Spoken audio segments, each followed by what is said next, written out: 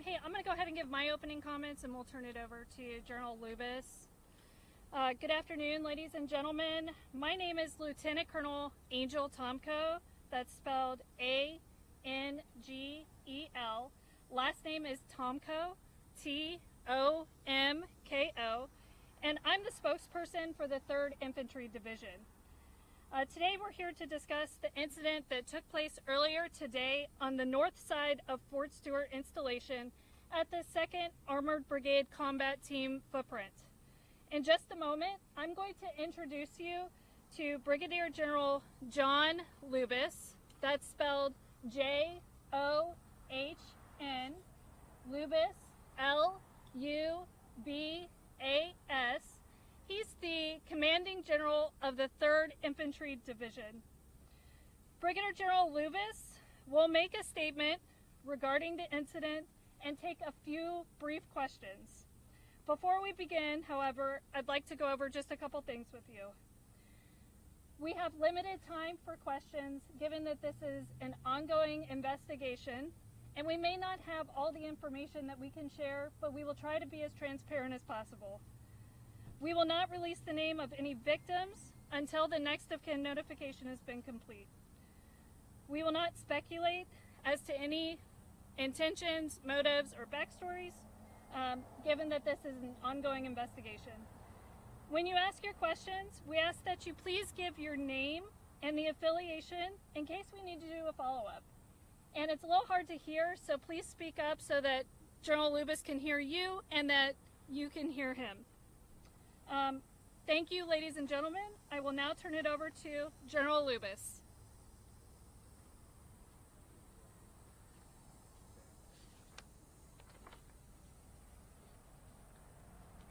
Good afternoon, ladies and gentlemen, and thank you for joining us. This morning, shortly before 11 o'clock, an active duty soldier assigned to Fort Stewart, Georgia, shot and wounded 5 of his fellow soldiers here on Fort Stewart.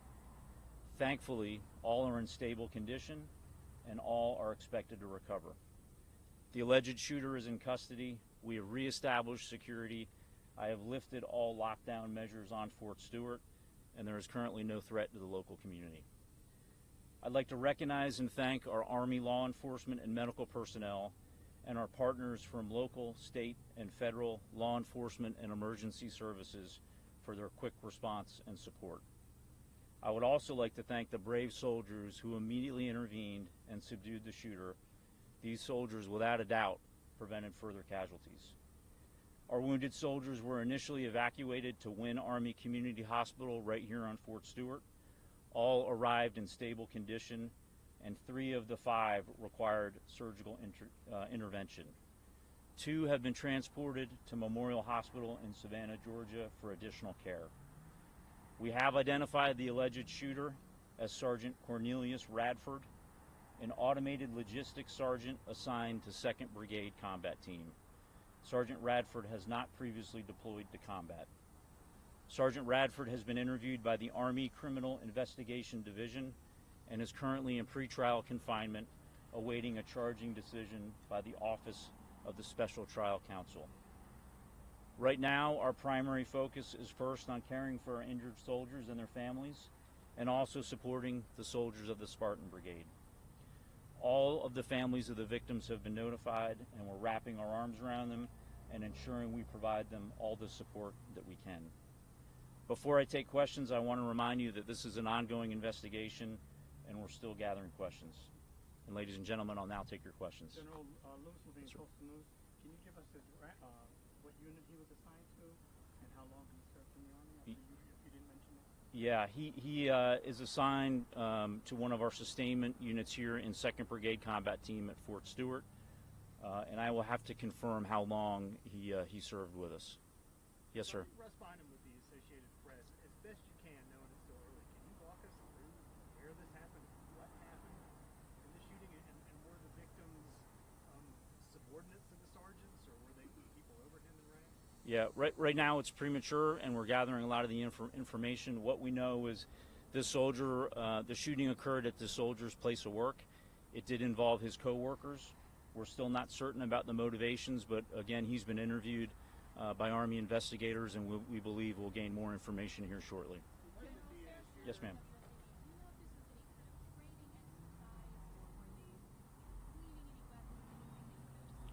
No, ma'am. We don't have any reason to believe it had anything to do with a training event. Other than that, I can't state the motivations for this soldier. We've heard that the shooter may have been from Jacksonville, Florida. Are you able to confirm that? We also heard that he maybe been arrested for DUI recently. Yeah, at this point, I can't confirm where he's from. We can follow up on that. I do believe he was arrested locally for a DUI. That was unknown to his chain of command until the event occurred, and we started looking into the law enforcement databases. Robin, now from the current, can you tell us whether or not that was a military weapon or whether this was a personal weapon that the person brought on base? Yes, ma'am. I can confirm it was not a military weapon, and we believe it was a personal handgun. Yes, sir.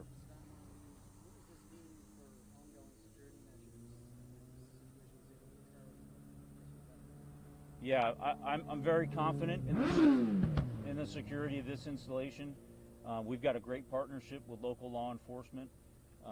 As you can see here at our gates, we have armed guards in protective equipment. This one's a bit difficult, and we're going to have to determine how he was able to get a handgun to his place of duty. Alicia News for Jack. Has the suspect had any prior disciplinary or behavioral issues on base?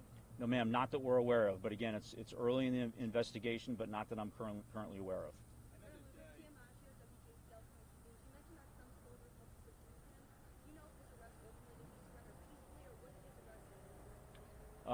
I don't have the details on that, but I know that his soldiers in the area that witnessed the shooting immediately and without hesitation tackled the soldier, subdued him, that allowed law enforcement to then take him into custody.